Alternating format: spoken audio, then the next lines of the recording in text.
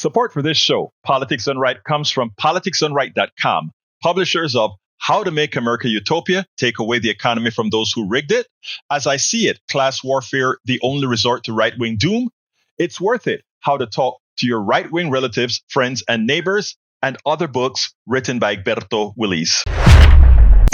Welcome to Politics Done Right. My name is Egberto, Willies, your host. Good morning, Houston.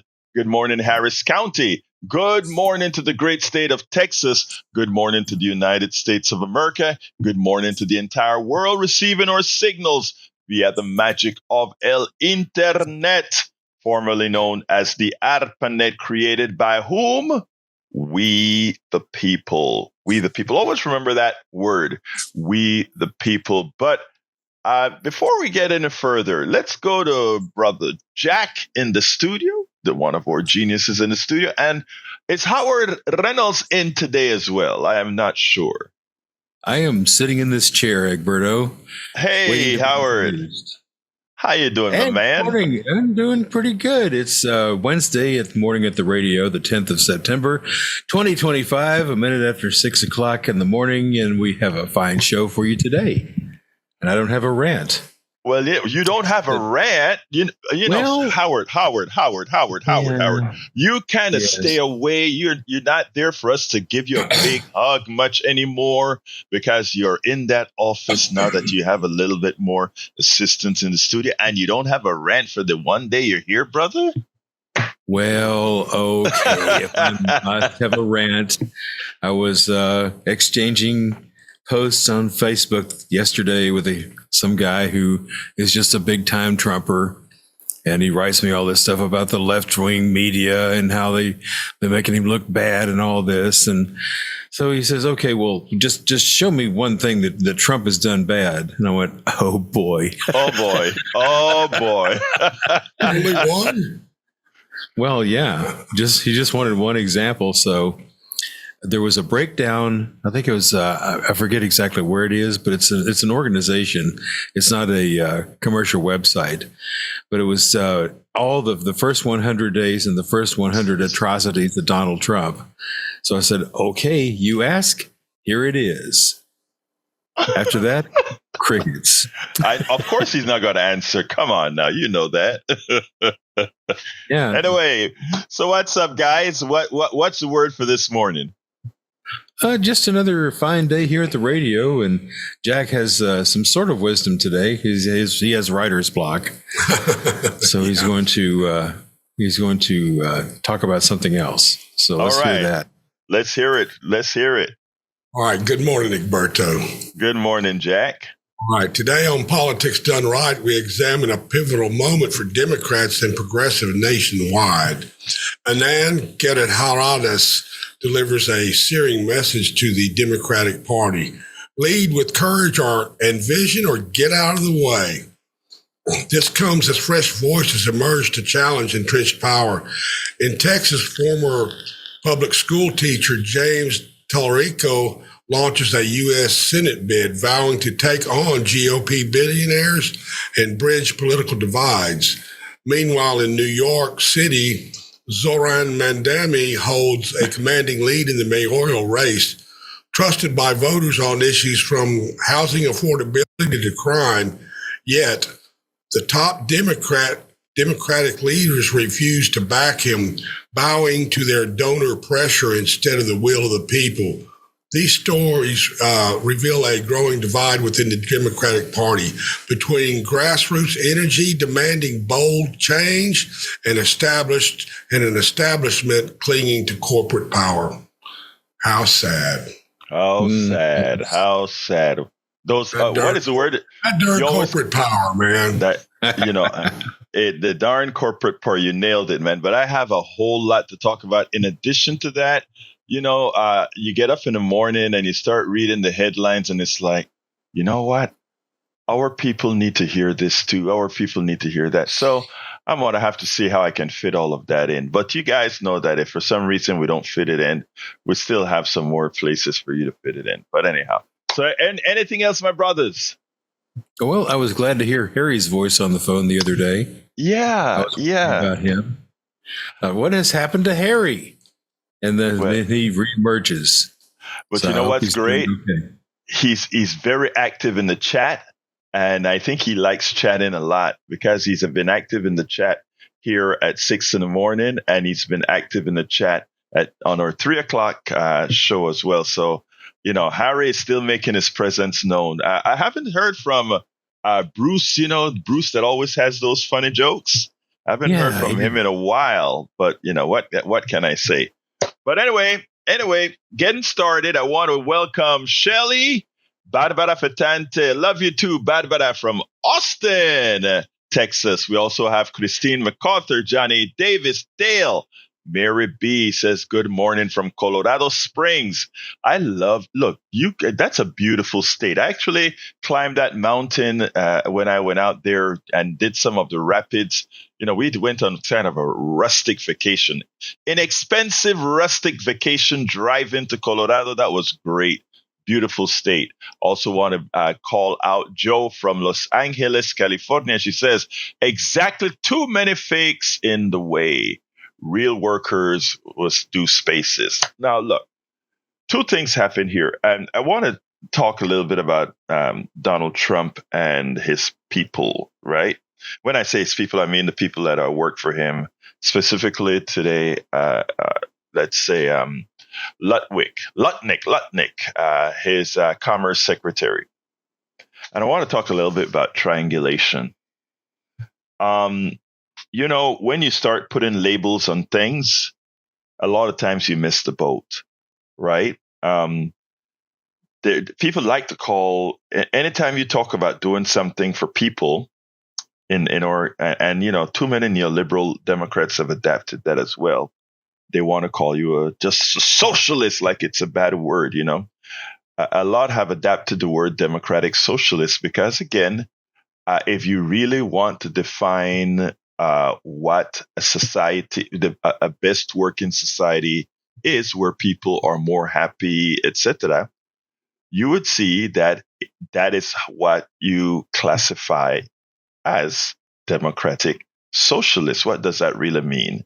Socialists mean, in the case of that kind of a government, if you will, one that takes care of its people's welfare and at the same time has very strong free enterprise. And there are a lot of countries in Scandinavia that follow that patterns. And when we look at the OECD nations and we look at the levels of happiness in these nations, the ones that care about their people, the ones that excel in education, etc., that is where you see it, right?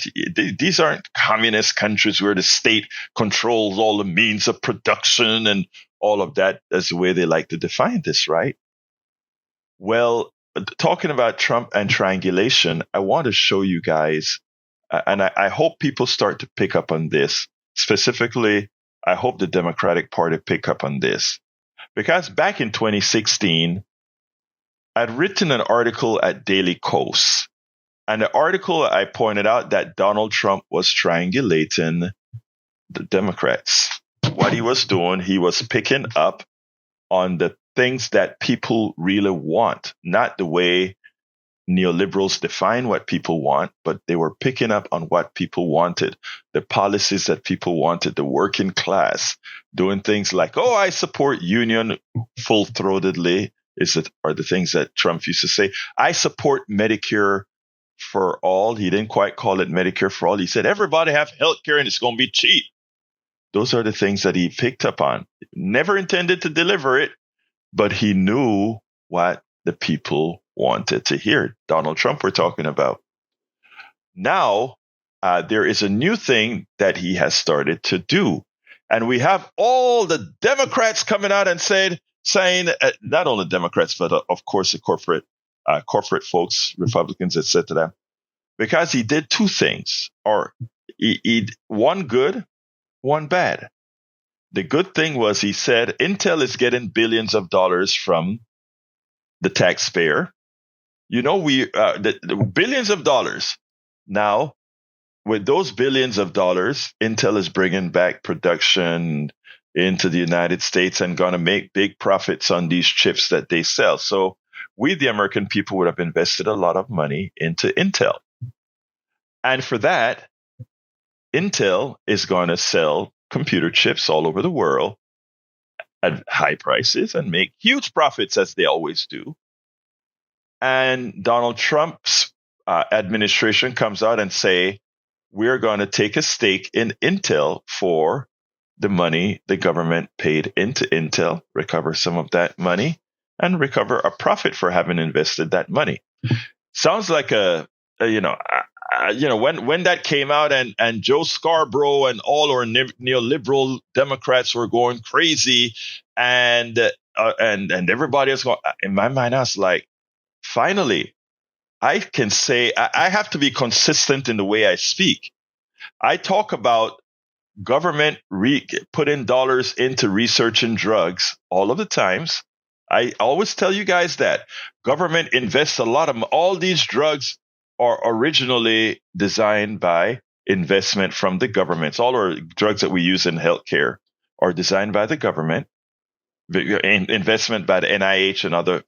But when it's capitalized and the patents come out, the corporations privately held by shareholders who sit at their pools and drink their coffee and do no work. But we, the people, all of you, whether you are if you're sweeping floors or you're a secretary or you're a teacher or whatever, your tax dollars went into funding Intel's return to the factory's return to the United States. And you are not going to get any, as we don't want to pay teachers their real worth, as we don't want to pay a better minimum wage, etc. At the same time, these companies were making are making a killing off of these drugs that they sell at very high prices from patents that a large percentage of it came from us, the taxpayer. So when Donald Trump comes out and he says, we are going to start taking a stake into these companies who are taking dollars from the United States, our investments, how wouldn't it not be hypocritical if I went ahead and said Donald Trump is doing a bad thing there? I couldn't, right? I have to be intellectually honest. If you, the taxpayer, many of you having a hard time, but you're still paying your taxes. And then when Intel gets the money from the United States government and they make a big profit selling those chips that the United States government had a part in, only the rich people who have the money to buy Intel stock benefit from what all of us placed in there. So I don't have a problem with it. I have no problem with it. Now, of course, if a company develops its own stuff, let's call NVIDIA as an example, and Donald Trump now bribes NVIDIA and says, oh, NVIDIA, for you to sell to China, we got to get 15% of what you sell. Now, that is extortion. Not the same thing, right? Not the same. I don't agree with doing that to private companies at all. But if the government invests, and when we talk about government, we have to remember who government is. Government is all of us. We, the people, we pay the taxes. We do all these things in government. Now, so I don't have a problem with it. Joe Scarborough this morning, I come into the studio, turn on Joe Scarborough, and Joe Scarborough is having a fit. We're socialists now because Ludwig, or what's his name? Secretary Lutnick. I always want to call him Ludwig.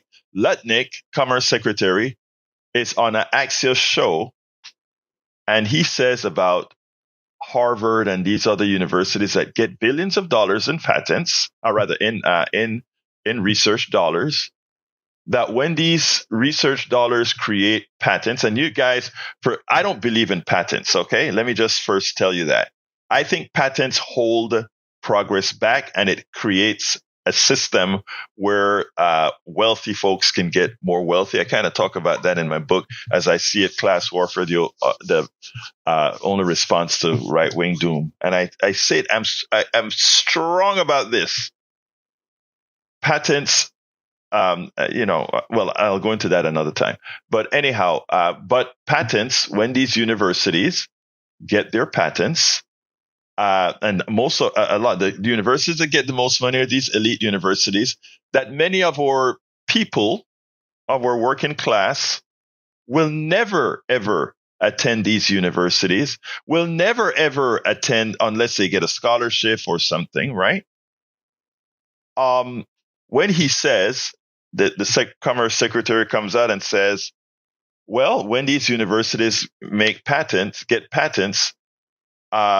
we want to say some of that from the government investment should go back into the coffers of the government.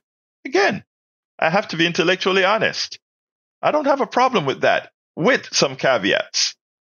If the university is saying I'm using the profits from our patents for more research and to give scholarships to the undeserved, unrepresented, etc., I don't have a problem with that. Then that is effectively what I would want the government, if they take some patent money, to do with it. Service the people. That's what it's all about. The welfare, the well-being of the people. But for Joe Scarborough to simply shout out, oh, socialists. No, what he's saying is elitist. Because what he's saying is the government, we the people, all of you, I don't care what work you do, you are paying taxes of some form, federal and local. You buy gas, you're paying taxes, federal and local.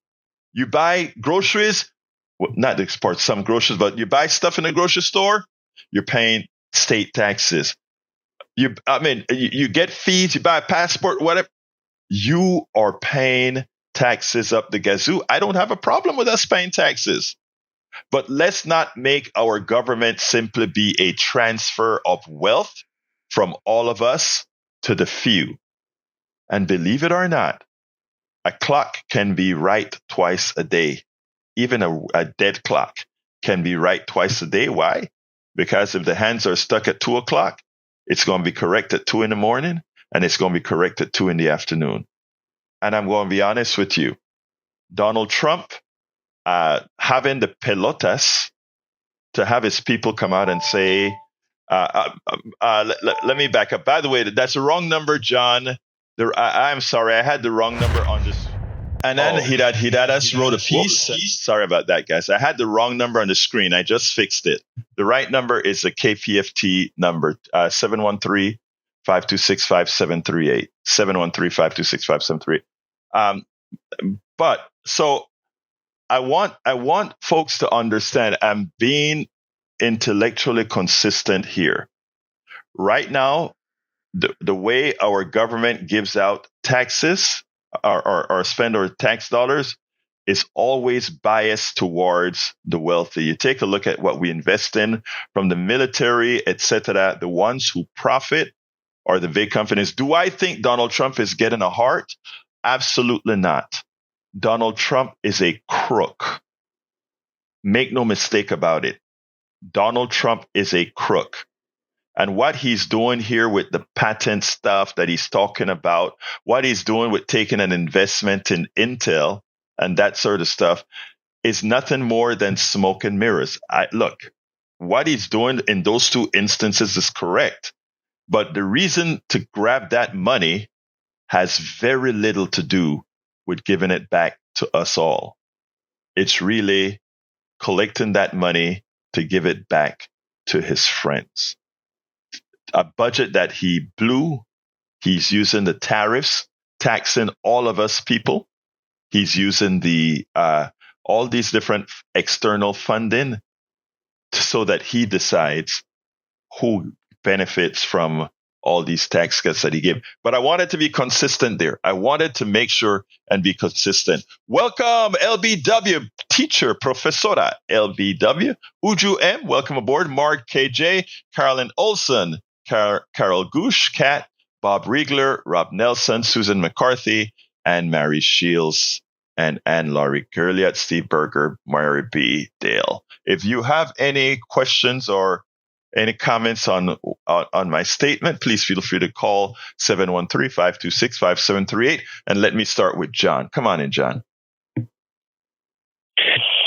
Yeah, I think it's really important that we continually define what socialism is and, what communism is and what fascism is, because we now live under, I would say, in my definition, a fascistic state where there's a merger of both military power and corporate power.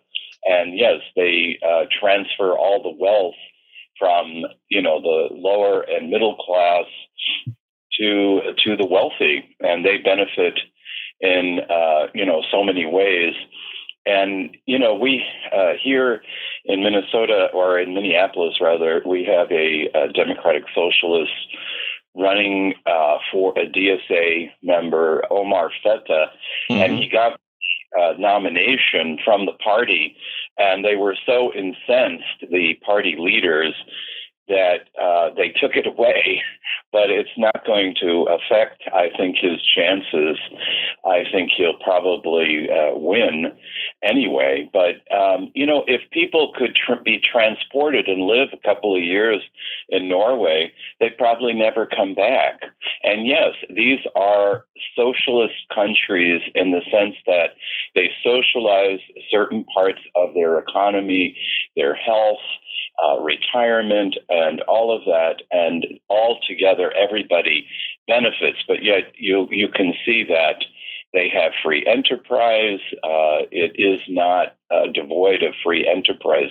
So it just goes on and on the on Facebook and whatnot, that people have it in their mind that any kind of government assistance or any kind of social safety net that was created during the 1930s, even that they think is socialism. But what is actually happening is we've become a fascist state, and they, it sort of creeped in from 1980 on and later. So anyway, that's all I wanted to say. But John, let me just say, John, because you're so right. By the way, it's ironic that you talked about Norway, because after listening to my show, there's a guy in Norway that sent me a long letter and about his condition in Norway, and his son having been paralyzed and recovered, and when he sent that to me, I did a full interview with him about the condition in Norway and how they live. He's an American expatriate who, I think it was after Bush got elected, he just got fed up with the country and moved full time to Norway. And he will never come back to the United States to live. He loves it because, again, he said the safety net is great and the free enterprise is great. He's really, really enjoying it. Now, also, what I've been trying to do is be careful with how I use the labels now, because when the definition that they like to give for socialists right now, or democratic socialists, is a false definition. They try to make it believe like you don't believe in democracy or free enterprise, when that is not the case at all. And I think it's important for Democrats not to get triangulated by Donald Trump, because Donald Trump is actually making fascism look like, in some instances, what democratic socialism looks like. And it is amazing that guys like Joe Scarborough are going to allow him to get away with it, because when they come out and attack those things the way they're doing it, a lot of people out there are going to say, wait a minute, you mean I am giving Harvard $2 billion or however much? My kid will never be able to go there. And you guys are defending this. You have to be careful, because, again, Donald Trump will use that in the campaign in a very effective way. Yeah. Anything else real quick? I have an answer for that, if I might interject. There are two projects that the taxpayers spent quite a bit of money on. Well, no, it wasn't. It was private enterprise, and Donald pulled the rug out from two projects, infrastructure projects, one in Rhode Island, one in Maine, and it put a lot of working class people out of work. He is not doing anything in terms of encouraging unionization. In fact, just the opposite.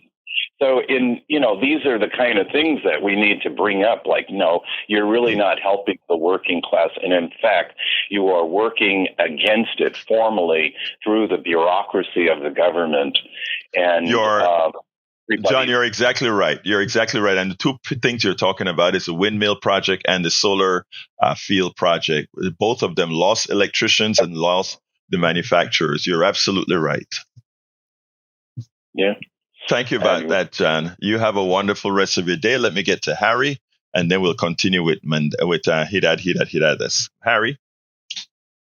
Good morning, Howard. Good morning, Jack. And good morning, Professor Egberto Willies. Buenos dias, mi hermano. Muy bien. And when John is right. Donald Trump is working against the working class. And I've been wanting to ask you this, Egberto. I was waiting, but I think now's the time to ask it. Have you been able to change the people's mind in your family, like your sister who voted for Donald Trump, who are conservatives, and you see what this president has been doing? What he got his wish with ICE because the Supreme Court upheld that, and so they're going to be able to continue those raids in California and his fascism. And I was listening on Reveal last Saturday on NPR on how and it was just terrible. I'm glad you asked that. I am glad you asked that. Let me tell you. First of all, I don't expect a MAGA person to come, and although a couple have, to come and tell me, I've seen the light. We are on the same team right now. That's not what I expect the change to look like. I expect the change to be, you don't talk about it anymore. You don't attack me anymore when I say certain things. And whereas family, the MAGA part of my family, if you will, whenever I say anything or speak anything, the attacks would come. And why am I doing X, Y, Z? That has come to a complete halt. And personally, I don't think I have to rub into somebody. You see, I told you so. I don't think on a family level, I don't think we should do that, to be honest with you. I think what we do here is enough when we tell folks who have voted against their own interests and starting to see what's happening, specifically to farmers and others. I think it's important for others to hear us say that, hey, farmer, that is what happens when you vote against your own interests, and then call it a day. Well, I have to call people out when they voted for Trump. Like my friend in Florida, as you know, he gets angry and ornery, and he'll just go and say, blurt out, well, Donald Trump is our president for the next 3 years, so you just have to deal with it. Okay, well, I want to do a call out now. You know I love you, but I'm going to call you out. And I'm going to say, remember when we had the discussions about not voting or voting third party because of how upset you were, and one of the things we said, and I'm doing this because I want for our 26th election, I want people to know you have to get off the couch, and you can't be doing purity tests in 2026 because, brother, you and I think alike. I want things a certain way, but I am going to make the sacrifice to make things not as bad as they are. Right. You're going to vote for the person that is going to do less damage. And I would have brought up I had told you this at the time, but I didn't like her stance on Israel and Gaza. I got it. We got all of that. But we got Trump. But but again, we got Trump. Remember that. So, Harry, let's talk at 3:00. Okay. Let's talk at 3:00. Okay. If I can. Okay. Have a good day, Howard. Back in. All right. Take care. All right, brother. All right. Look, before I continue, because I do want you to listen to this video from Anand, and then we'll take it on the other side. Anand Giridharadas wrote a piece, and they covered it on MSNBC, and he had some commentaries on MSNBC that I want to play because he nailed it. We are in dire straits right now. We are in dire straits. We are in existential times right now. And I think what Giridharadas is saying is that how can you be in existential times and Democrats not out there buck wild, raising hell in every single district? How? Why not? We see Bernie Sanders and Alexandria Ocasio-Cortez doing it. We see Maxwell Frost doing it. But you would think there would be more Democrats out there going, but you know what, crazy. And you don't. So what I want you to do is listen to this piece. I cut it down quite a bit from Anand Giridharadas on this morning's Morning Joe. And then let's take it on the other side, because I really want to go through some of these particular issues. Check this out. You say that Democrats can learn something from this insight that Jannik Sinner had following his loss to Carlos Alcaraz. I was very predictable today, on court, in a way of he did many things. He changed up the game, are comfortable, but you always do the same things where you have to go out of the comfort zone. So yeah, you wrote this. As soon as I saw him voice that extremely self-aware analysis at the post-match press conference, it struck me as a tidy and apt summary of why Democrats have, in the main, been so inadequate to this moment. It is killing us. Get wild, get weird, hit a drop shot, sit in at the Capitol, serve and volley, shut down the government and see what happens, hit a slice, make a speech for the ages. The country will not be saved by politicians who behave as though they are auditioning for senior partnerships in publicity-shy law firms. Stop playing like Sinner and play like Sinner. The difference between Jannik Sinner and the Democrats is that he knows he has this problem.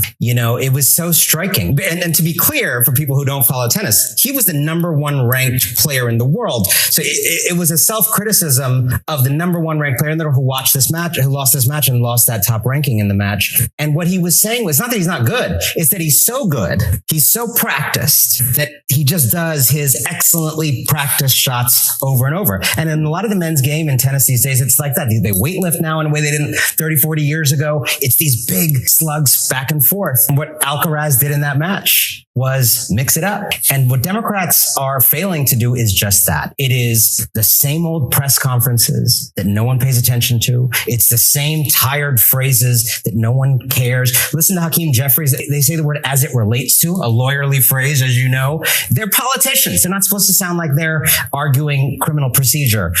They don't take risks. They refused to shut down the government 6 months ago. Now there's a question of whether they'll do it this time. They keep warning people that this is fascism, this is authoritarianism, and yet they don't actually behave with the kind of dice rolling ethic that you'd expect for someone who actually thinks that. So what it does is it makes you look at them and think they actually don't believe it. So it was also so interesting about what Sinner said. He even went on to say, I'm going to have to change up how I play. I might lose some tournaments along the way because I have to adjust to a new style. Yes. I have to be less predictable. I'm willing to take some defeats in order for the bigger game. The Democratic Party, like a lot of center-left parties around the world, has gone from being a labor union adjacent party to an educated elite Harvard faculty lounge adjacent party. That's just facts. As that has happened, it has lost the culture of kind of picking fights, which is what unions do. And it has gained the culture of niceties, of not making mistakes, triple checking things, of being careful. Right? That's what people in the Harvard faculty lounge do.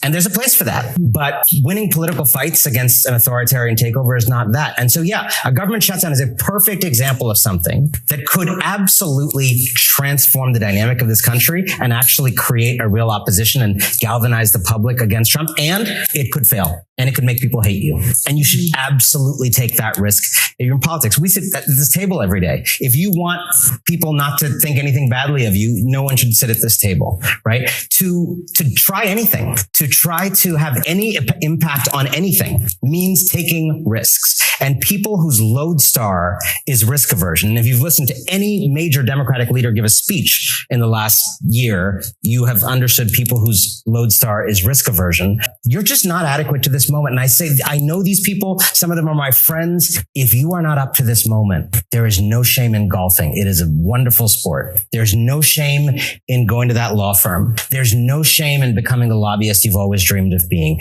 but get out of the way. There are people who know how to fight. Get out of their damn way. Exactly. Get out of the way if you're not willing to fight. And I think he nails it. And I think he nails it correctly. And one hopes that the Democrats, look, let's just give an example, that Mamdani have shown the Democratic Party what their people want, that they had given him an overwhelming win, and that Hakeem Jeffries and Chuck Schumer are unable to come out full-throatedly and endorse this guy is exactly what Anand Giridharadas is talking about there. And again, it is sad. But you know what? I think, like I've spoken to many of people before, it is time to get past the party. In other words, don't leave the party. Don't manhandle the party. Just get past the party. In other words, those of us who know what needs to be done need to get it done. Those of us who know we must engage people in all parts of this country. We must speak to their hearts. We must speak to what we are going to do. That's what we must do. Those of us who understand that we have got to get to, let's give some examples. The farmers. Right? The farmers are, look, let's be clear here. The farmers don't need forgiveness. They need atonement, because the farmers, the ones that you saw vote for Donald Trump, yes, they were a whole bunch of many of them conceited racists. And what racism has done for a very long time is exactly what it is doing to them right now.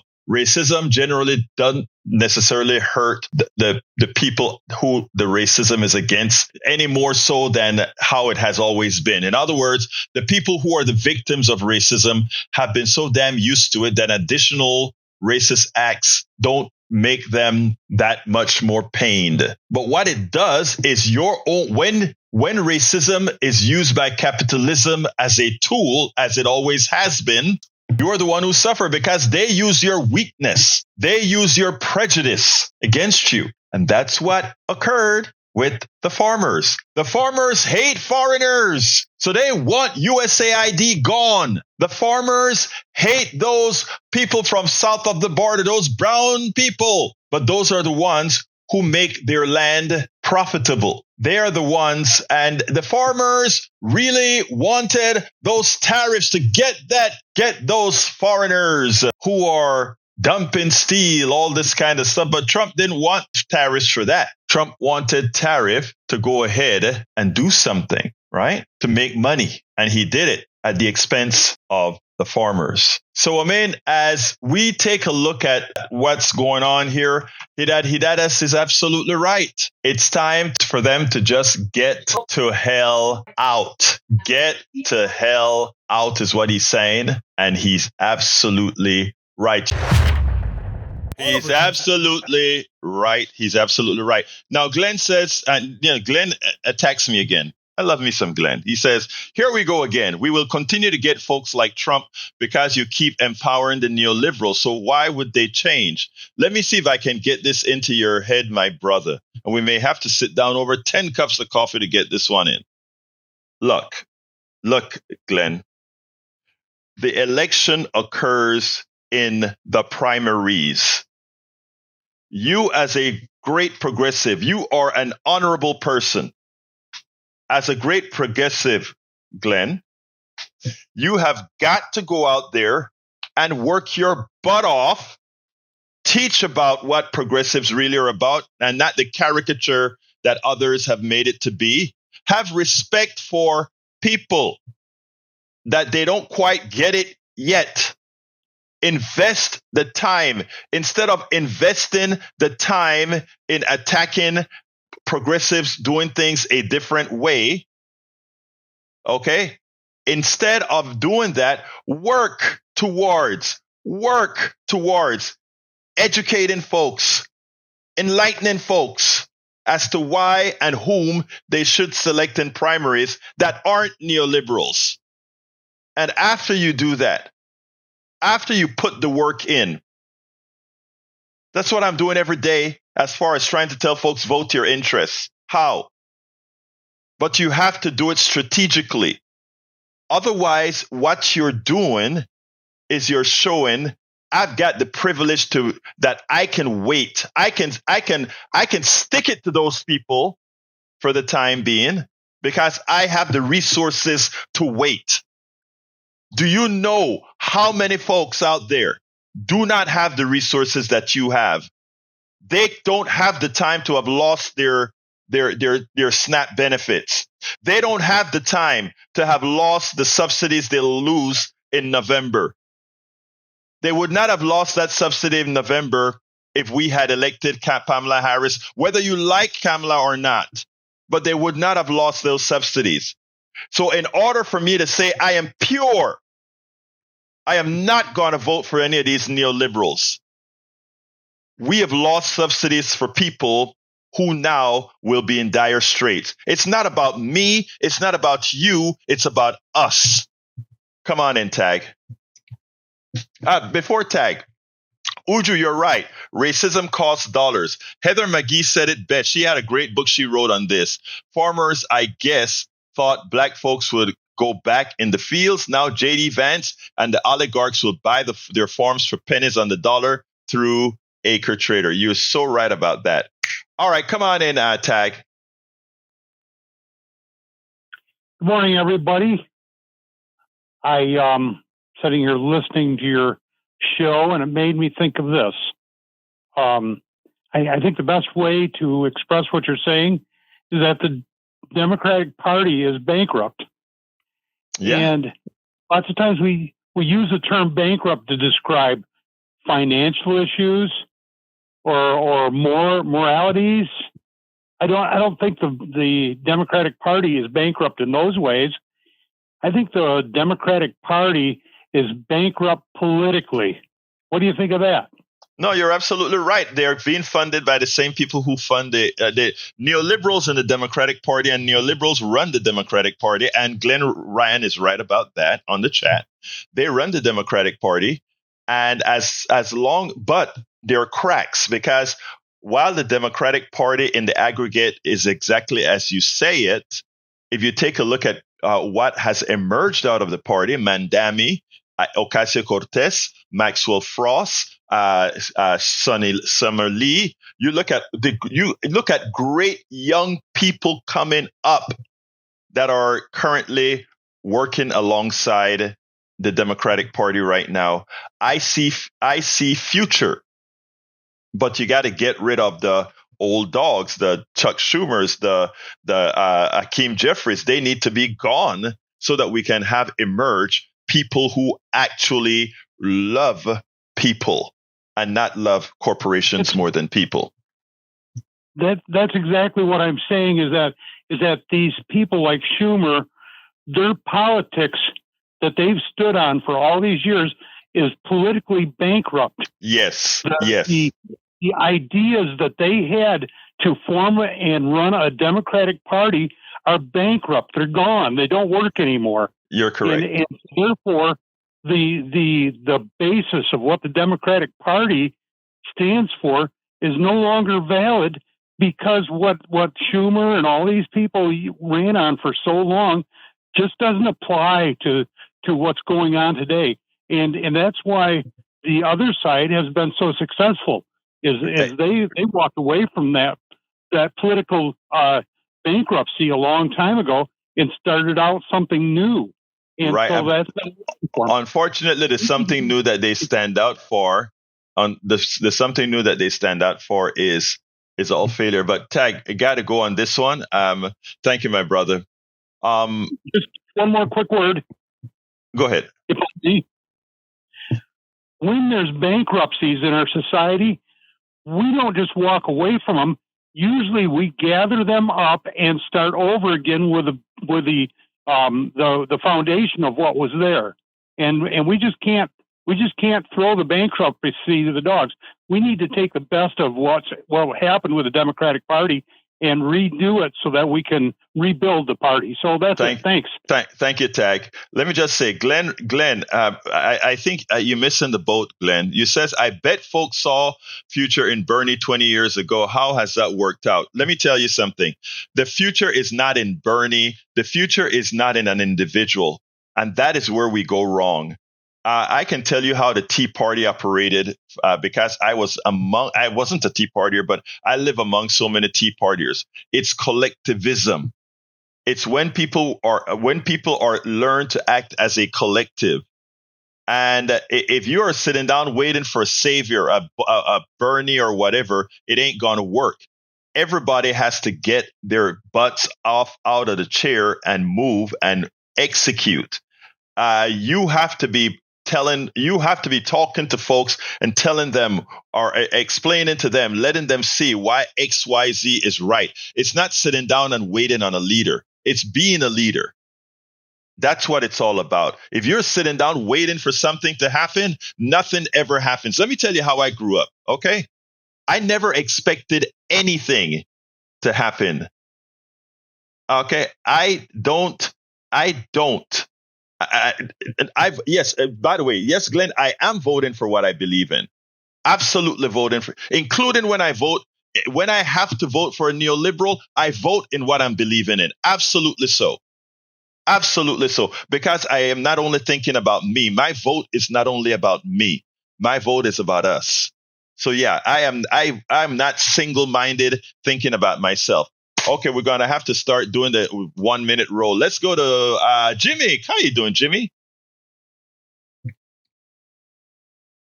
I think we need to be more specific to tell people to get out of the way. Really means nothing. We need to tell people to support issues that are important to our country, like having free tuition in public colleges. That would be the best thing we can do for our country.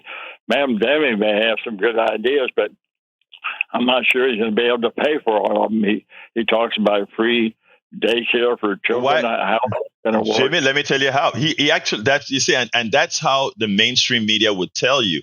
How is he going to pay for it? He's actually articulated how it would be paid for. He actually said how it's going to be paid for. He went out there and he said what tax he would apply and how would that tax make it better for all. I mean, it's not like he just pulls these things out of the air. That's how the mainstream media advertises these people, as if they're just pulling things out of the air. Even Bernie Sanders with Medicare for All, they pointed out exactly how to pay for it.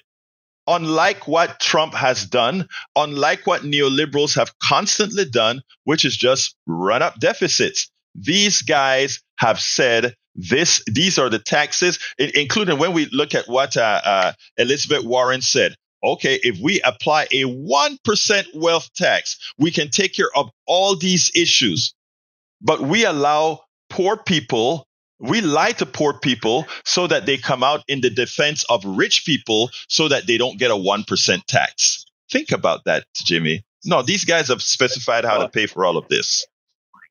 I kind of like the idea of Trump working on a deal with Intel where the government owns 10% of Intel. Do you think that's a good deal or not?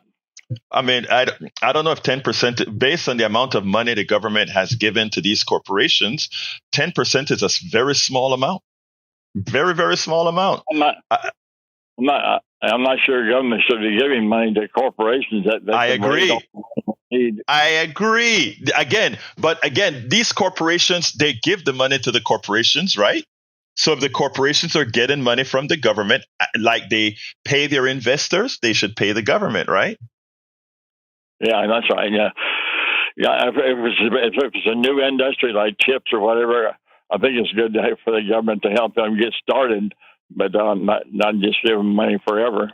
Exactly. I don't think the government is giving Intel money forever, right? But it has invested, I think, several $1 billion in Intel. And if private individuals invest several billions in Intel, they get a return on that money when Intel starts to make a profit. I don't see a problem in the government getting a return on that dollar if they invested. Remember, government is we the people, and we are the ones who gave them the money. So us getting a profit just like a private individual putting that money in, I don't really see a problem with that. I think individuals should support the issues and the candidates that they like. They should speak up for various issues like abortion for women should be legal. We should have free tuition in public colleges. Or we need to reform solitary confinement in Texas prisons. It's horrible that people are locked up in a cell. And you've been working on that, Jimmy. I gotta go. But you've been working on that for a long time. So thank you about you've been working on Fadlin and the solitary confinement. Keep up that good work, brother. Thank you, Egberto. Have a great day now. Let's go to Brother Derek. Brother Derek, come on in. Good morning, Egberto. Quickly, I said and I say it again: white supremacists are the most dumbest people on the planet. And we don't have time, Roberto, to be trying to go back over talking about what we need to do on old issues. No. The problem with the Democratic Party is that inside of it, we're starting to get rid of a lot of the old Dixiecrat mentalities that exist within it. You need to find out who every last one of them was are and get them out of there, because you'll never be able to move forward when you got scallywags sitting in the house. And that's all I call it. Thank you very much, Derek. You have a wonderful day, my brother. All right, let's go to Bruce. Bruce, line number 4. Good morning. Good morning. Good morning, Bruce. Great hearing your voice. Yeah, I'll be kind of quick here. While I do know that Citizens United has caused money to kind of corrupt the political system, I'm tired of hearing people say, go off your butt and vote for the lesser of two evils. What I want to hear them say is get off your butt and vote for right versus wrong, for moral versus immoral, for the future versus the past. And then in closing, I got my little funny. You can blame the prison chef for Epstein's death. He fed him hanger steaks. I'm done. All right. Thank you very much, Bruce. Let me just add one thing to what Bruce had to say. Look, you don't vote for the best of both evils in a primary. In the primary, you do the best you can. You do the best you can for the people. But whenever you're having your final vote, the one that's going to execute policy, you want to make sure whoever you vote for that's going to execute policy isn't going to cause people harm. And that should be our, just like the doctors have that Hippocratic oath, we should be whatever causes the less harm. I will never be a purist. I will first be concerned about humanity. Brian, you get 45 seconds. Yeah, I honestly cannot believe that you will equate a racist with a farmer, that all farmers are racist. You amaze me with this type of attitude. Why don't you look at Barbara? I suggest that you go back and listen to the I suggest you go back and listen to the tape. I didn't say all farmers are racist. I said a lot of the farmers who voted for Donald Trump voted because they are racist, and I stand by that. Continue. Okay, I archive a lot of stuff from your program, and I will. And you're wrong. You said farmers are racist. Okay? Look at Barbara Jordan and her stance on immigration and Bill Clinton's from the 90s. The Democratic Party right now is communist. They're not for the working people like they were. They're not socialist sympathizers. They're straight up socialists. They want to take money from companies. They want to take land from companies. Isn't Trump the person who just who just took 10% of Intel? Wasn't that Trump who did that? Yes, he did. How about Bill Gates? No, that's all I'm saying. All I'm saying is you're inconsistent, and that's what I'm trying to show you. You're not consistent in your statements, but I need to go to the studio. Thank you, Ryan. Studio, come on in. I wanted to scramble for my headphones here. I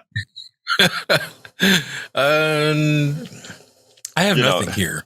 Okay, that's Jack, you got anything? Okay. Well, we got a couple of minutes left of the show, so go ahead and take it. All right, no problem. Let me just say, Uju says, the great thing about Barbara Jordan, you can watch her old videos on YouTube. Bran, okay, but that's the truth. You need to understand where Brian is coming from. He has been so ill-informed, and it really sad about it. All right, let's go ahead and close out by saying, folks, there are two other subjects that I wanted to cover. We have running in the primary. James Talarico is running in the primary, and I want you guys to read a Substack by Michelle H. Davis called The Lone Star Left. Check out The Lone Star Left. She has an article she wrote about Democrats attacking her for her support of Talarico, who is a Texas progressive young man, articulate, very, very smart, going up against the establishment, going up against billionaires, etc.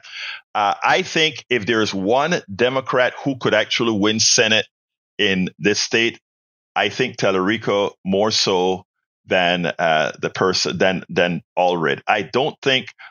This is my personal opinion. I don't think Allred has a chance. I think Talarico has a chance because of how he talks and the values that he brings. And I think he has those values that can connect both the rural parts of Texas with the urban parts of Texas, with the suburban parts of Texas. I think he has that fit and that tonality that'll actually do that. So, folks, again, I like folks to really take a look at her. I subscribe to her newsletter. It's a very good newsletter. Anyway, folks, we got to get out of here. Please remember that you can find the rest of the program at politicsdoneright.com/newsletter, politicsdoneright.com/newsletter. You can write me directly at kpft@politicsdoneright.com, kpft@politicsdoneright.com. I love you all. My name is Egberto Willies. This is Politics Done Right, and you guys know how I end this baby. I am what? Out! Support for this show, Politics Done Right, comes from politicsdoneright.com. Publishers of How to Make America Utopia, Take Away the Economy from Those Who Rigged It, As I See It, Class Warfare, The Only Resort to Right-Wing Doom, It's Worth It, How to Talk to Your Right-Wing Relatives, Friends, and Neighbors, and other books written by Egberto Willies.